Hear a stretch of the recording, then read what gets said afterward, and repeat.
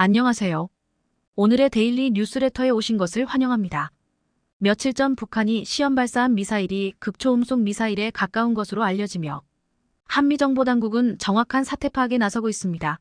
북한이 주장하는 바에 따르면 마하 5 이상이 속도와 더불어 700km 이상의 사거리를 확보해 요격이 불가능한 데다 불규칙적 회피 기동 능력을 탑재한 극초음속 미사일이라 말하고 있지만 북한이 발사한 미사일에 대한 분석을 끝낸 국방부 측에선 북한의 발사체는 극초음속 미사일이라 볼 수 없으며 핵심 기술에 도달하지 못했다고 평가하고 있습니다. 핵심적으로 마하 5 수준으로 빠르지만 고도는 50km 이하로 매우 낮고 북한이 주장한 것처럼 700km의 사거리를 보유하지도 못했다고 보고했습니다. 우리나라 국방부 관계자는 우리가 이미 확보하고 있는 기동형 탄두를 탑재한 탄도미사일로 보고 있다고 말했습니다. 그런데 북한의 극초음속 미사일의 시범 모델이 등장하면서 한국의 극초음속 미사일 기술이 어디까지인지 드러나게 되자 중국 측에서 크게 당황하고 있습니다. 중국과 강력한 동맹인 줄 알았던 러시아 측에서 한국에게 극초음속 관련한 핵심 기술을 제공한 것으로 추측되는 상황에 중국의 핵심 전략 자산들이 무용지물이 될 위기에 놓였기 때문입니다. 어떻게 된 일인지 자세히 알아보겠습니다. 최근 유럽을 비롯한 서방 세계의 에너지 문제와 더불어 우크라이나와 러시아의 긴장 상황이 끊이지 않고 있습니다. 이 과정에서 미국과 유럽 측은 러시아를 향해 우크라이나와 충돌할 경우 상상 이상의 책임을 물게 될 것이라 엄포를 놓으며 러시아를 압박하고 있습니다. 중국도 마찬가지로 서방 세계로부터 정치 경제적인 제재를 받고 있기에 러시아와 중국은 동변상련의 처지로 양국의 협력이 강화되고 있습니다. 공산권을 대표하는 양국은 과거부터 정기적인 합동 군사훈련을 진행해왔지만 최근에는 그 빈도가 훨씬 더 잦아졌다는 사실이 확인되고 있습니다. 몇 달 전 아프가니스탄에서 전 세계적 철수 사태가 벌어지던 당시 러시아와 중국은 중국의 닝샤자 지구에서 합동 군사훈련을 실시했습니다. 해당 군사훈련이 일반적인 훈련과 다른 점은 러시아와 중국이 연합지휘통제권을 적용해 미국과의 분쟁을 염두에 둔 최초의 훈련이며 양국의 군사적 대응 능력을 한 단계 더 끌어올리기 위한 훈련입니다. 해당 훈련엔 시진핑 주석과 푸틴 대통령이 참관했으며 중국과 러시아는 비공식적으로 스텔스 전투기 개발과 항공모함, 잠수함 등 첨단 전략 자산을 공동으로 개발하고 있는 것으로 알려졌으며 최근엔 극초음속 무기 개발에도 함께하고 있는 것으로 확인되었습니다. 미국 언론 월스트리트 저널은 중국과 러시아의 군사적 동맹뿐만 아니라 경제 동맹과 전략자산 개발 등 양국 관계가 그 어느 때보다 가까워졌다고 보도했습니다. 그만큼 러시아와 중국은 공동의 이익과 목표를 위해 협력 중인 상황이지만 최근 한국이 슬쩍 공개한 극초음속 미사일의 시험 모델이 등장하자 중국 측은 매우 당황하며 러시아를 향해 항의하고 있는 상황입니다. 며칠 전 한국의 국방과학연구소 측에서 극초음속 미사일의 시험 모델인 하이코어를 공개했습니다. 하이코어는 길이는 9m에 무게는 2.5톤으로 알려져 있습니다. 아직 시험 모델이지만 탄두와 레이더만 장착하게 되면 당장 발사할 수 있을 정도로 완성도를 갖춘 하이코어는 올해 첫 시험 발사를 앞두고 있습니다. 한국은 오래전부터 극초음속 관련 기술을 확보하기 위해 노력해왔습니다. 무려 20년 전인 2004년부터 극초음속 미사일에 탑재되는 램제트 엔진을 개발해왔습니다. 극초음속 미사일은 속도가 워낙 빠르기 때문에 일반적인 미사일에 탑재되는 제트 엔진을 사용할 수 없기 때문입니다. 램제트 개발에만 몇 년 이상 몰두하던 국방과학연구소는 2010년부터 극초음속 핵심 기술 관련한 연구를 진행했고 곧이어 극초음속 엔진에 필요한 공기흡입 관련 연구를 진행하고 있습니다. 극초음속 엔진은 기존 엔진과는 다르게 훨씬 더 많은 공기를 이용해 추진력을 얻기 때문에 엔진이 온전한 성능을 발휘하기 위해서는 제대로 이루어져야 하며 극초음속 엔진의 가장 중요한 부분이라고도 할 수 있습니다. 이렇게 10년 이상의 긴 시간 동안 한국은 극초음속 관련 데이터를 쌓아와 2018년부터는 마하 5 이상의 극초음속 비행체 개발에 나서고 있습니다. 마하 5의 속도면 중국이 현재 상용화한 극초음속 미사일과 맞먹는 속도입니다. 그런데 한국이 개발한 극초음속 기술이 있기까지 러시아 측이 알게 모르게 많은 기술 지원을 해준 것으로 확인되고 있습니다. 과거 1990년 극심한 경제난을 겪고 있던 소련은 신흥 경제 강국으로 떠오른 한국에게 막대한 돈을 빌려갔습니다. 이 당시 빌려간 금액은 한국의 외환 보유고의 10%가 넘는 수준으로 돌려받지 못한다면 국가 경제에 큰 위기가 오는 거래였습니다. 하지만 소련이라는 국가는 결국 붕괴했고 경제적으로는 파산 상태였습니다. 소련의 뒤를 이은 러시아 측에서는 한국에게 갚을 돈이 없자 미국과 함께 세계 최강의 기술력을 자랑하고 있는 러시아의 군사기술을 이전하는 것으로 대신하면 안 되겠냐는 제안을 하였고 한국은 러시아의 제안을 고심 끝에 받아들였습니다. 러시아로부터 돈을 받는 대신 군수물품으로 받는 불곰 사업은 여러 해에 나누어 진행되었습니다.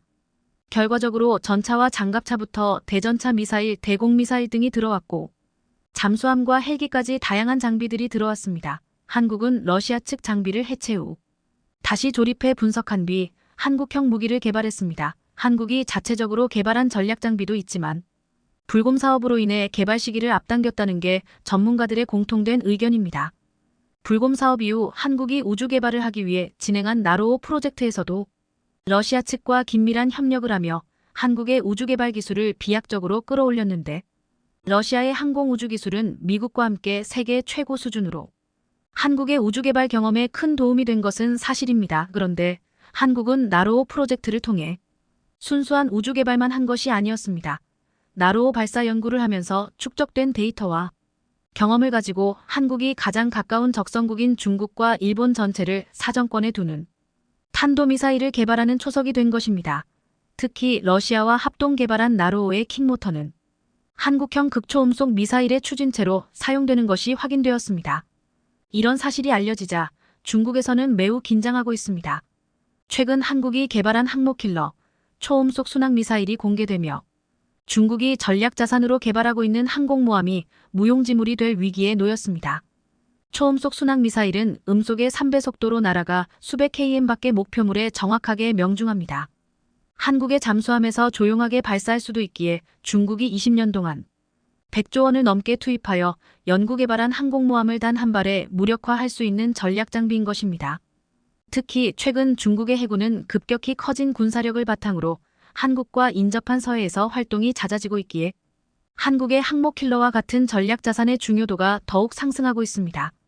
그런데 한국이 확보한 일부 전략 자산의 핵심 기술이 러시아로부터 전해져 온 것을 확인한 중국은 매우 당황하고 있습니다. 중국과 러시아는 혈맹인 줄 알고 서방 세계에 대응해 역대 최고 수준의 동맹으로 발전했지만 정작 러시아 측의 기술이 한국으로 넘어가 한국이 중국을 견제하는 모양새가 되었기 때문입니다. 특히나 다른 어설픈 기술도 아니고 초음속 순항미사일과 극초음속 미사일으로 중국의 전역을 타격 가능하며 오랜 기간 공들여 개발한 덩치만 커다란 중국의 항공모함을 단 한 발로 무력화시킬 수 있기 때문입니다. 지상에서 발사하는 발사체는 레이더에 쉽게 포착하고 대응이 가능할 수도 있지만 한국이 잠수함에서 발사하는 발사체는 중국이 어디서 날아오는지도 모르고 꼼짝없이 당할 수밖에 없는 전략 장비입니다. 한국은 작은 국가이지만 주변국들을 순식간에 무력화할 만한 첨단 전략 장비를 확보하고도 드러내지 않고 감추고 있는 경향이 있습니다. 과거 미국과의 미사일 사거리 제한 협정으로 한국의 군사력 개발에 큰 제약이 있었기에 한국은 최첨단 전략 무기를 확보하고도 발표하지 않는 것입니다. 이미 일본에서는 이러한 사실을 눈치채고 한국이 미국과의 사거리 협정이 종료되자마자 차세대 현무미사일을 공개했다며 이것은 한국이 미리 개발해두고 숨겨왔던 것을 공개한 것이라는 분석을 내놨습니다. 한국의 군사력과 기술 개발 수준을 감안했을 때 이미 한국형 극초음속 미사일 또한 상용화에 앞두고 있다며 군사 전문가들은 입을 모아 이야기하고 있습니다. 한국형 극초음속 미사일을 개발할 경우 기대되는 점이 또 한 가지 있습니다. 인접한 적성국인 북한과 중국의 발사체를 빠르게 요격할 수 있는 가능성이 열렸기 때문입니다. 현존하는 미사일 방어체계에선 음속의 3배 즉 마하 3 수준의 속도로 요격하고 있지만 극초음속인 마하 5 이상의 속도로 비행하는 발사체를 만든다면 기존보다 더 빠른 속도로 요격이 가능하기 때문입니다. 특히 극초음속 미사일 기술은 현재까지 미국도 제대로 확보하지 못한 것으로 알려지며 초강대국 미국의 체면을 구기고 있습니다. 지난해 미국은 중국과 러시아가 성공한 극초음속 기술 시험에 실패했는데요. 반면 러시아는 극초음속 비행체를 타격하는데 성공하며 방어하기 어렵다는 극초음속 미사일을 방어할 수 있는 기술적 기반을 확보한 것으로 보입니다. 최근 러시아의 최첨단 방공 미사일 S-500이 시험 발사에 성공했다는 러시아 국방부 측의 보도가 있었습니다. 한국의 미사일 기술은 아직 주변 강대국들에 비해 많이 부족하지만 그 뿌리는 세계 최강의 기술력을 자랑하는 러시아에서 왔다는 것으로 현재 급격하게 발전하고 있는 한국의 과학기술의 미사일 기술을 접목시키면 빠른 시일 안에 러시아와 비슷한, 어쩌면 러시아를 뛰어넘는 기술적 발전을 이뤄낼 수도 있을 것이란 긍정적인 전망이 나오고 있습니다. 이런 전망이 그냥 나오는 것이 아니라 현재 가장 빠른 극초음속 미사일로 알려진 러시아의 츠르콘 미사일의 외형이 한국이 개발 중인 하이코어와 상당히 닮아 있다는 주장이 네티즌들로부터 나오고 있는데요. 한국의 미사일 산업의 뿌리가 러시아에서 시작된 만큼 충분히 납득할 만한 주장입니다.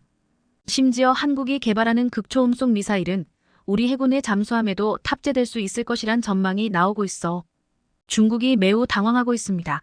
최근 서해를 비롯한 태평양 일대에서 무겁고 느린 중국의 항모가 기세등등하게 돌아다니고 있지만 앞으로 한국의 전략자산이 실전 배치되는 순간부터 항공모함을 숨기기 바쁜 상황이 올 것입니다.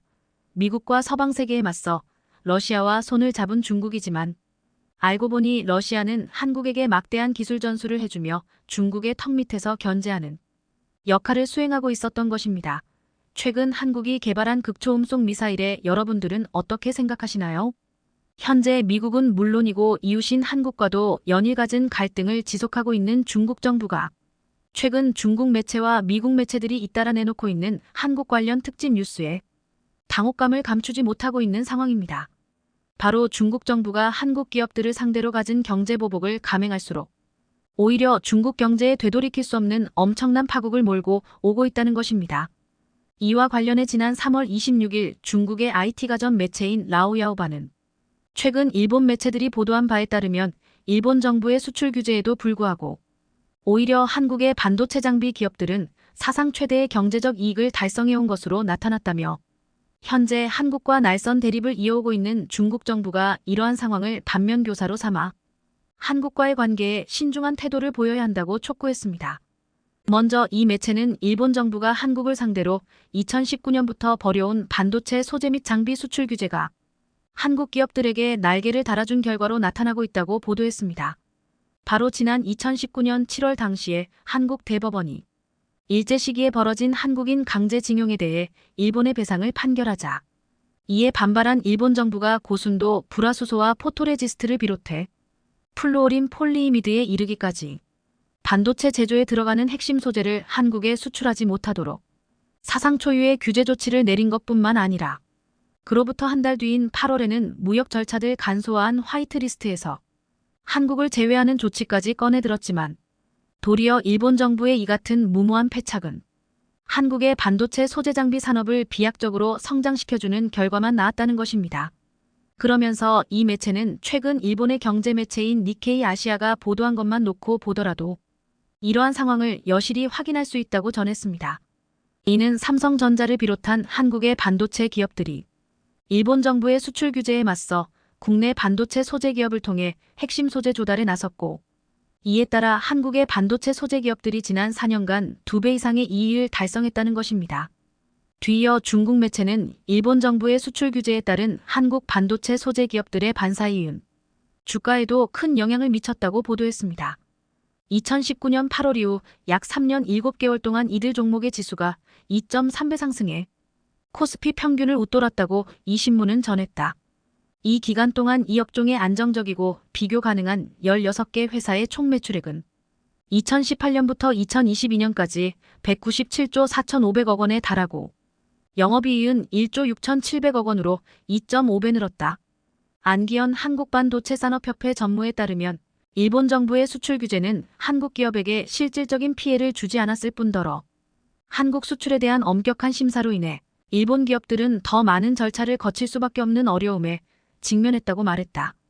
따라서 중국의 IT 가전 매체인 라오야오바는 일본 정부의 전방위적인 수출 규제에도 아랑곳하지 않고 자국의 반도체 산업을 세계 최고로 일궈낸 한국 기업들의 뛰어난 위기 대처 능력을 중국 정부 또한 절대 만만히 봐서는 안 된다고 지적했습니다.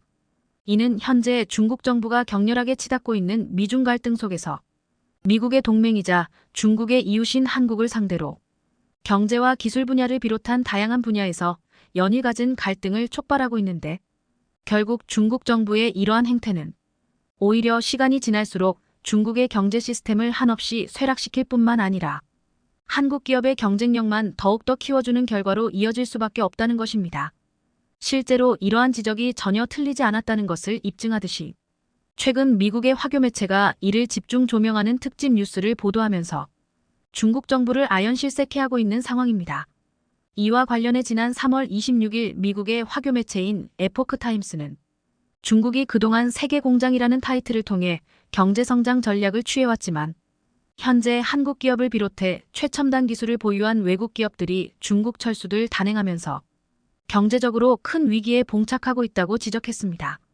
먼저 이 매체는 거두절미하고 미국과 중국의 지정학적 관계가 나날이 악화되면서 중국의 제조 원가가 크게 상승하고 있고 여기에 더해 중국의 기술 탈취가 나날이 기승을 부리면서 결국 중국에 대한 외국 기업들의 기술 투자가 급격하게 줄어들고 있다고 보도했습니다. 실제로 이 매체는 일본의 세계 최대 반도체 부품 기업인 교세라 크요세러 역시도 최근 중국에 대한 투자를 중단하고 20년 만에 일본에 새로운 공장을 짓기로 했다고 보도했습니다. 지난달 히데오 타니모토 대표는 파이낸셜 타임스와 가진 인터뷰를 통해 중국에서 제품을 생산하고 해외로 수출을 하는 비즈니스 모델은 더 이상 실행이 가능하지 않다고 말했다. 그는 중국 노동자들의 임금이 크게 올랐을 뿐만 아니라 미국과 중국 사이에서 벌어지고 있는 모든 일 때문에 중국에서 특정 지역으로의 수출이 어려워진 것은 분명하다고 말했다. 또한 화교 매체인 에포크타임스는 일본의 반도체 기업들이 중국 시장 철수를 전격적으로 단행하고 나선 것은 그만큼 중국 정부가 외국 기업들을 상대로 기술 탈취를 서슴없이 벌였기 때문이라고 비판했습니다. 이는 중국 정부가 중국에 진출한 외국 기업을 통해 첨단 기술을 무단으로 탈취해왔고 이를 자국의 첨단 산업을 육성시키는 데 활용해왔다는 것입니다.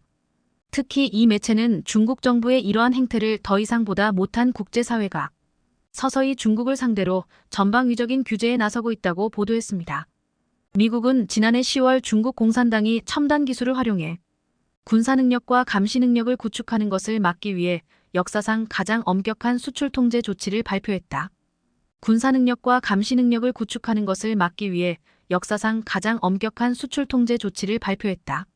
지난달에는 일본과 네덜란드도 미국과 함께 중국에 대한 칩 제조 장비 수출 규제에 동참하기로 합의했다.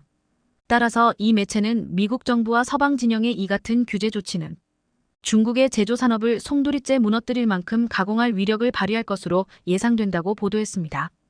이는 중국 기업들이 반도체 기술을 제대로 확보하지 못한다면 이를 바탕으로 한 중국의 모든 하드웨어 제품 역시도 조만간 생산을 중단할 수밖에 없다는 것입니다. 특히 이 매체는 일본의 반도체 장비 기업들 뿐만 아니라 미국의 컴퓨터 기업들 역시도 미국 정부의 제재 조치에 따라 중국산 부품 사용을 중단하는 것은 물론이고 중국 시장에서 잇따라 철수하는 모습까지 보이고 있다고 보도했습니다. 실제로 세계 3위의 컴퓨터 제조기업인 델 DEL만 하더라도 내년부터 중국산 마이크로칩 사용을 전면적으로 중단하기로 한 데 이어 미국 굴지의 컴퓨터 기업인 휴레패커드 HP 또한 중국 파트너인 칭화유니와 함께 지난 20년 동안 중국에서 운영해왔던 IT 합작 기업을 매각키로 했다는 것입니다. 또한 이 매체는 외국 기업들이 중국 시장을 철수하는 결정적인 원인은 비단 기술 탈취뿐만 아니라 중국 노동자들의 급격한 임금 상승으로 인해 중국의 효용 가치가 급격히 사라지고 있는 것도 큰 몫을 차지하고 있기 때문이라고 보도했습니다. 그도 그럴 것이 이 매체는 지난 2010년 이후 중국의 인건비가 무려 40%나 상승하면서 외국 기업들이 상대적으로 임금이 저렴한 베트남과 태국 등으로 생산 기지를 이전하고 있다고 보도했습니다. 특히 이 매체는 이미 삼성과 소니를 비롯해 아디다스와 같은 글로벌 기업들이 공급망 만정을 위해 중국 대신 베트남과 인도네시아로 속속 생산 거점을 옮기고 있다고 보도했습니다. 뒤이어 이 매체는 앞서 언급했던 것처럼 미국과 중국의 갈등 또한 외국 기업들의 중국 시장 철수를 더욱더 부채질하고 있다고 보도했습니다. 대만의 시장 분석기관인 이사야 리서치에서 애널리스트를 역임하고 있는 에디아는 니케이와의 인터뷰에서 미국과 중국 간의 지정학적 긴장이 고조되면서 전자제품 제조기업들로 하여금 중국 밖에 인미 있는 대체 생산기지를 건설하려는 계획을 더욱 선명하게 만들고 있다고 말했다. 더군다나 이 매체는 러시아의 우크라이나 침공에 이어 이제는 중국의 대만 침공까지 우려되는 상황에서 외국 기업들이 중국의 생산 기반을 계속 두는 것은 그야말로 짚을 지고 불구덩이에 뛰어드는 것과 다름없다고 지적했습니다. 또한 이 매체는 보건위기 당시에 중국 정부가 방역을 강화한다는 명분으로 주요 대도시를 무자비하게 봉쇄해 생산시설의 가동을 일방적으로 멈춘 사실을 비춰보더라도 외국 기업들이 중국에 남아있을 명분은 전혀 없다고 몰아세웠습니다. 뿐만 아니라 화교 매체인 에포크타임스는 외국 기업들이 아무런 거리낌 없이 중국 시장에서 과감히 철수할 수 있었던 것은 한국 기업들의 사례가 좋은 본보기가 됐기 때문이라고 보도했습니다. 이는 2016년 당시에 중국 정부가 한국의 사드 배치를 빌미삼아 한국 기업들에 대한 불매운동을 벌이고 나섰지만 경제적으로 가장 큰 피해를 입은 것은 다름 아닌 중국이었다는 것입니다. 한국이 미국으로부터 사드를 배치한 후 한국 기업들은 중국 공산당이 부추기는 민족주의 물결에 직면하기 시작했고 중국 소비자들은 한국 상품과 서비스에 대한 불매운동을 벌여왔었다. 한국 최대 기업인 삼성전자는 이후 중국에서 스마트폰 생산을 모두 중단하고 이를 베트남으로 이전했다. 현대자동차는 중국 매출의 4분의 3을 잃고 주력 공장을 매각했다. 이제 애플조차도 중국에서 철수해 일부 아이폰 제조 시설을 인도에 옮겼고 맥북 제조 시설은 베트남으로 이전하는 것을 고려하고 있다. 미국 매체 브론즈 위클리는 이로 인해 중국의 세계 공장 시대가 저물고 있다고 전했다. 이를 달리 해석하면 중국 정부가 한국 기업을 상대로 무모한 무역 보복에 나섰다가 오히려 한국 기업들이 생산 거점을 다른 곳으로 이전하는 사상 초유의 대응을 펼치고 나섬에 따라 이를 지켜본 수많은 외국 기업들 또한 중국 정부의 기술 탈취와 막무가내식 통제 조치에 맞서 중국 시장 철수를 전격적으로 단행하고 있고 이로 인해 중국의 첨단 제조 기반 자체가 송두리째 무너지고 있다는 것입니다. 결국 한국 기업들의 능동적인 위기 대처 방식에 감탄한 국제사회의 이 같은 반응은 나날이 변화하는 세계 질서에 아랑곳하지 않고 갖은 만용과 오만을 부릴수록 그 어떤 강대국도 하루아침에 모래성처럼 무너진다는 사실을 여실히 입증해주고 있습니다. 중국 파운드리 업체 SMIC가 상용화하며 화웨이가 판매를 개시한 메이트 60%에서 채택한 7나노 미세공정 기술을 두고 반도체 업계에서는 놀라운에서 회의적 시각으로 바뀌고 있습니다. 양산이 어려운 그저 과시용에 불과하다는 지적이 속속 나오고 있기 때문입니다. 해당 기술은 TSMC의 10나노 공정과 비슷한 수준에 불과할 것으로 파악되고 있는 가운데 6일 글로벌 반도체 전문가와 업계의 분석을 들어보면 SMIC가 개발했다는 7나노 공정은 TSMC가 2017년에 개발했던 기술을 재탕한 것으로 상업적인 경쟁력이 없다고 했습니다. 량멍숭 사장을 포함한 과거 TSMC 기술진들을 비싼 돈 주고 대거 스카우트해 6년 전 기술을 재현한 정도에 지나지 않는다는 겁니다. SMIC가 7나노 반도체 공정 기술을 상용화했다는 것은 미국 정부의 규제 영향을 극복했다는 의미로 연결되기 때문에 중국 반도체 수출 규제가 무력화됐다. 중국이 반도체 굴기에 성공했다 등의 분석이 한때 나왔습니다. 그러나 결론은 놀랍긴 한데 분석 결과는 중국 반도체 기술의 한계가 분명하게 제시됐고 따라서 아직 한미를 따라잡으려면 멀었다는 평가 절하가 나왔습니다.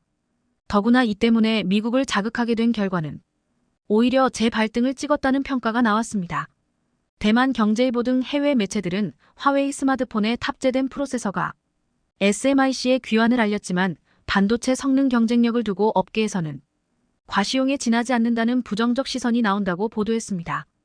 해외 매체들은 화웨이 스마트폰의 7나노 반도체 성능과 집적도는 TSMC 10나노 공정과 거의 비슷한 수준에 불과하고 특히 수율이 낮을 것이라고 보도했습니다.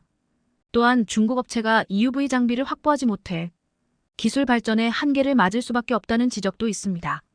SMIC가 실제로 EUV 장비 없이 7나노 공정을 상용화했다면 이는 기술 측면에서 상당한 잠재력을 증명했다는 의미지만 SMIC는 EUV 노광 장비 대신 기존에 보유하고 있던 DUV 노광 장비를 활용한 것으로 알려져 있습니다. DUV의 성능이 7나노 이상에 사용하지 못한다는 것은 회로를 그리는 작업을 한 번만 하면 되는 싱글 패터닝의 EUV 노광 장비와 달리 2번 이상 작업을 반복해야 하는 멀티 패너팅 때문입니다. 문제는 이런 식으로 7나노 반도체를 생신하면 회로 해상도가 낮아져 불량 제품이 속출한다는 겁니다. SMIC는 7나노 수율을 공개하지 않았지만 노무라 증권은 50% 이하, VOA 미국의 소리는 SMIC의 14나노 공정 수율은 80% 이상인데 DUV를 이용한 7나노 공정 수율은 15%에 불과하다고 보도했습니다. 제품을 만들면 10개 중 최소 절반, 최대 8.5개는 불량이라는 겁니다. 그만큼 비용과 시간이 들기 때문에 수지 타산은 아예 포기해야 하는데 거기에 더해 수율까지 확보하지 못하면서 엄청난 적자를 보이고 있다는 것이 관련 전문가의 진단입니다. 중국 정부의 막대한 급전적 지원 없이는 지속적인 7나노 양산이 불가능하다는 뜻입니다. 겨우 생색만 내기 위해서라는 것은 화웨이가 초도 물량으로 100만 대 이하를 내놓는데 그쳤다는 점으로 볼때 생산이 원활하지 않다는 겁니다. 오히려 현재 중국의 반도체 굴기가 어느 지점에 서 있는지 분명하게 알려줬고 또한 이를 계기로 미국 정부는 중국을 겨냥해 더 강도 높은 반도체 규제, 도입 가능성도 검토에 들어가는 역효과를 냈다고 평가받습니다. 화웨이의 기술 과시는 인정도 받지 못하고 조롱만 들으며 결국 재발등을 찍게 되었다는 얘기입니다.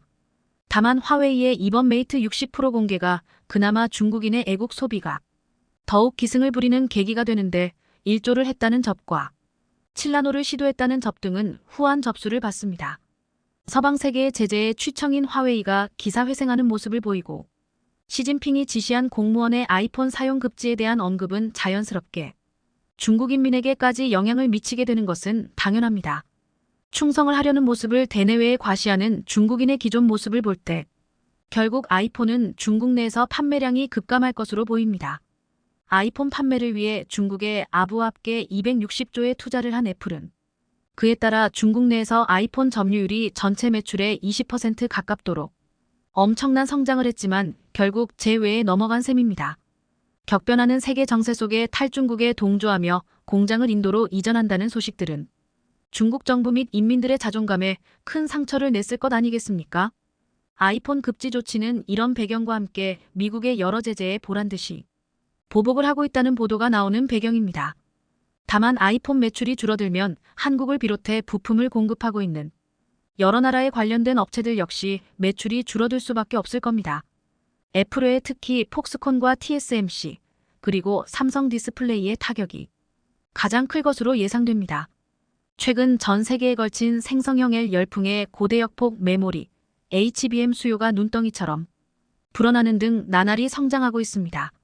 앞서 HBM에서 시장을 먼저 선점한 SK하이닉스의 경우 올해 2분기 글로벌 D램 시장 점유율이 30%를 돌파하며 이런 시장 분위기를 방증했는데요.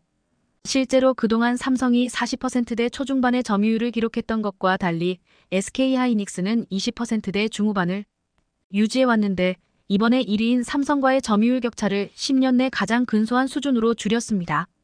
이렇게 최근 SK하이닉스의 점유율이 껑충 뛰게 된 건 L 결풍 영향이 큰데 이렇게 최근 SK하이닉스의 점유율이 껑충 뛰게 된 건시 열풍 영향이 큰데 챗GPT 같은 AI 분야 데이터 처리에 쓰이는 GPU에 HBM이 대거 탑재되기 때문입니다.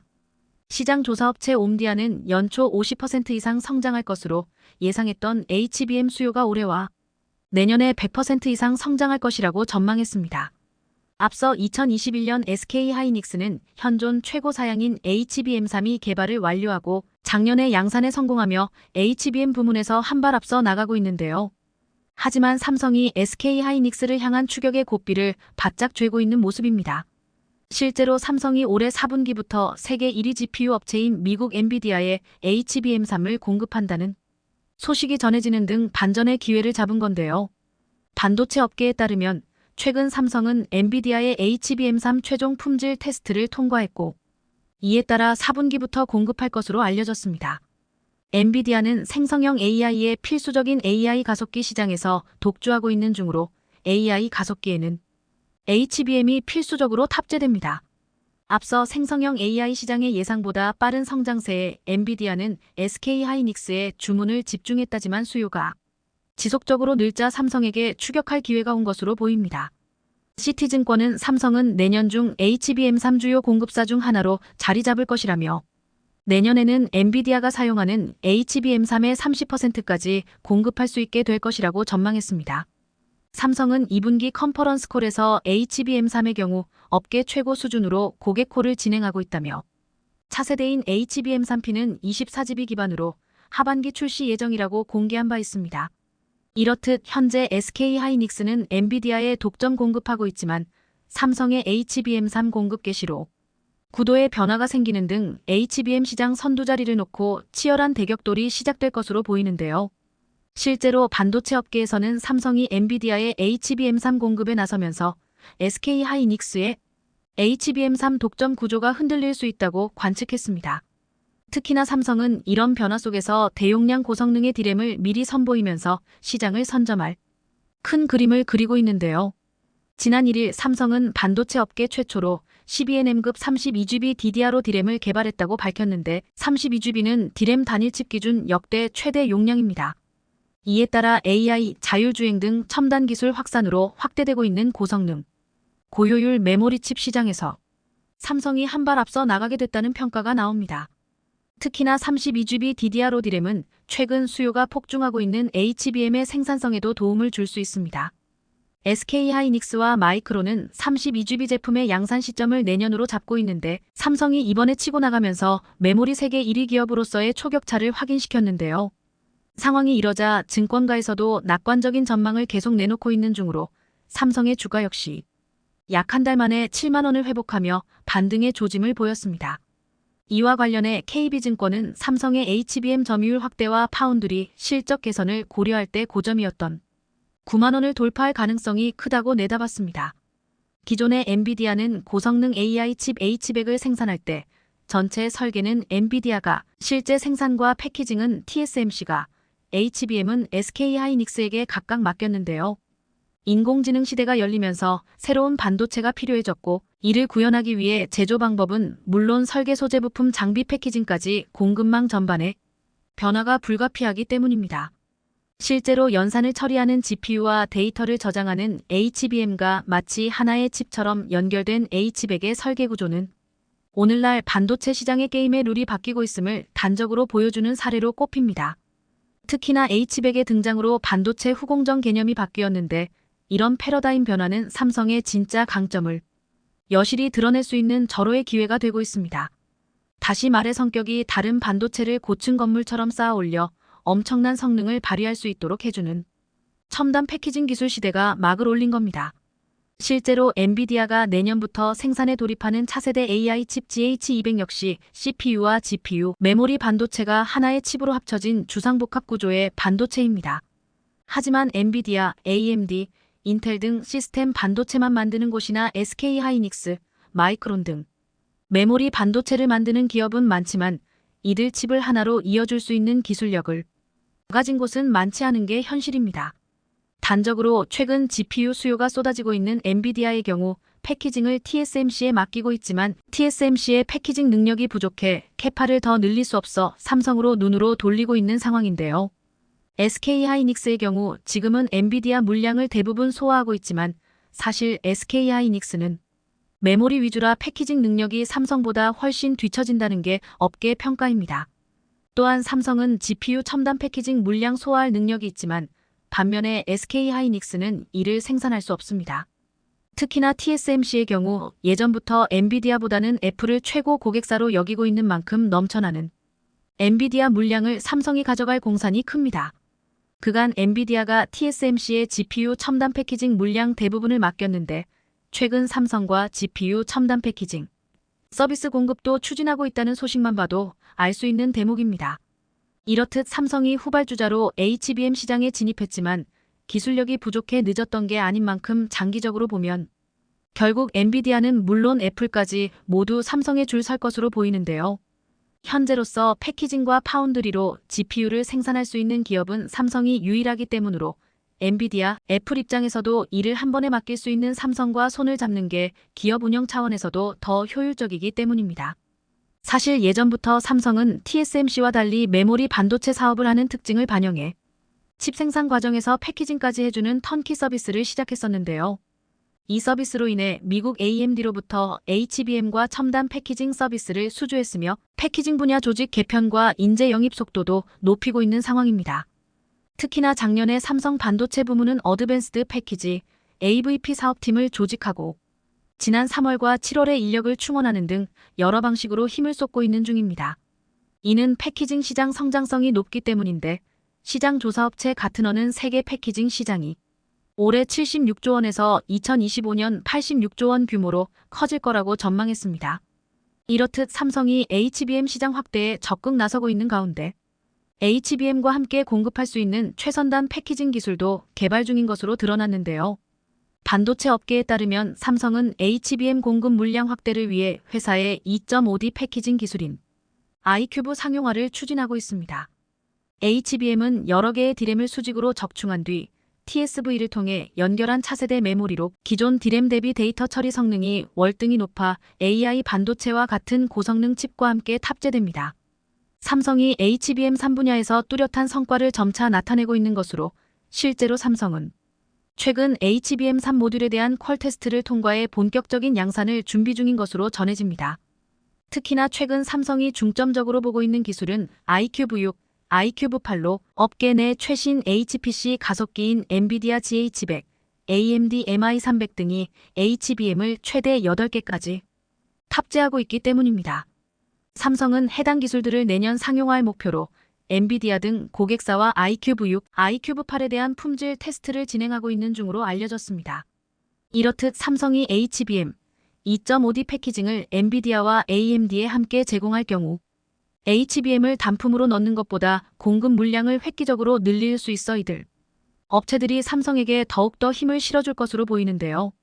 삼성에겐 이번 기회로 종합반도체 1위 글로벌 기업으로 올라서게 될 것으로 보입니다. 그것도 그럴 것이 현재 TSMC의 위기도 겹친 상황이라 삼성에게 유리한 판이 깔렸습니다. 글로벌 데이터에 따르면 최근 TSMC와 미국 사이 관계가 악화되면서 TSMC가 미 애리조나에 신설하는 반도체 공장 가동 일정이 지연되고 있는 중입니다. 미 현지 노동자들과의 갈등이 수면 위로 떠오른 데다 바이든 정부에서 제공하는 보조금 규모도 불투명해진 상황이라 투자를 백지화하고 완전히 철수할 수 있다는 전망이 나옵니다. 실제로 최근 TSMC는 애리조나 파운드리 공장 가동 시기를 당초 예정된 2024년에서 2025년 또는 그 이후로 미룬다고 밝혔는데요. 반면에 삼성의 텍사스주 반도체 공장 투자 계획은 순조롭게 이뤄지고 있어 TSMC가 삼성에 패배할 가능성이 큽니다. 이런 가운데 최근 TSMC가 중국 본토 공략에 속도를 내면서 상황 판단마저 잘못하고 있는데요. 악화된 중국 대만 관계와 미국의 대중 제재에도 불구하고 투자와 첨단 반도체 판매를 중국에서 늘리고 있기 때문입니다. 반도체 업계에 따르면 올해 TSMC의 중국 내 칩 출하량이 크게 늘었는데 특히나 연초부터 7나노 AI 칩 주문량을 확대했습니다. 중국 내에서 한국, 미국 기업들의 빈자리를 채우면서 부진한 실적을 중국에서 만회하겠다는 계산으로 보이지만 자충수를 두고 있는 것 같은데요. 특히나 주목할 건 이제 3나노 공정 수율도 삼성이 TSMC보다 앞서고 있다는 점입니다. 증권가에서는 삼성이 3나노에서 TSMC와 비슷하거나 그 이상의 수율을 확보한 것으로 분석하고 있습니다. 시장 조사기관 아레테리서치는 TSMC의 3나노 수율이 55%인 반면 삼성은 60%에 이르는 것으로 추정했습니다. 삼성은 TSMC의 3나노보다 더 진화된 GAA 공정을 활용하면서도 3나노 수율이 더 높은데 이렇듯 수율 개선, GAA 공정 선점으로 삼성이 TSMC로부터 고객사를 뺏어올 일만 남은 겁니다. 역시 삼성다운 면모를 보이고 있는데 이번에는 또 얼마나 놀라운 일을 만들어낼지 앞으로의 행보를 기대해 보겠습니다.